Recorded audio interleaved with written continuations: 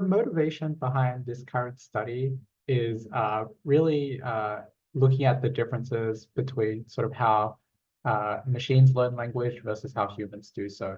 So we've seen these big advances in artificial intelligence and machine learning in the past few years, with machines that can talk and use language. But the way they do so is done using sort of, millions of times more language than sort of any human or child ever receives. And so we wanted to sort of try and look at like what do these insights or what do these advances tell us about how humans learn language? And to do so, we sort of applied these techniques to a data set of sort of just one child's experience, sort of looking at what this one child sort of sees and hears, and sort of seeing whether a model trained on that sort of limited amount of data sort of could pick up anything about language itself. The amount of data that was fed into our model was about 61 hours of video footage. And so this is not that much data. So this is only about 1% of what this child sort of like actually experienced. But we pass this into a what's known as a multimodal neural network.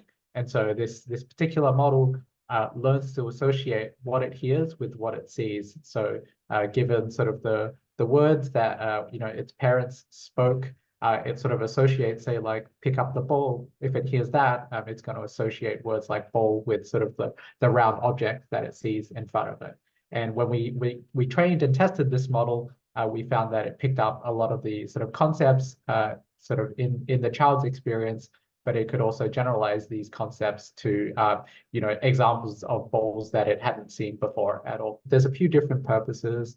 Sort of one is that this sort of data is really the biggest of its kind that has been collected so far. So other people have collected data sets like this of people talking to their children, but none have done so for sort of this amount of time with the sort of accompanying sort of video footage of what the child is seeing in that particular moment. So this data really provides a unique perspective on sort of studying these questions of language acquisition. And then moreover, we sort of pair that data with this multimodal neural network. Like I mentioned before, this model is fairly generic in how it learns. It's sort of fed the data and just provided with a sort of simple updating rule in sort of how it learns over time.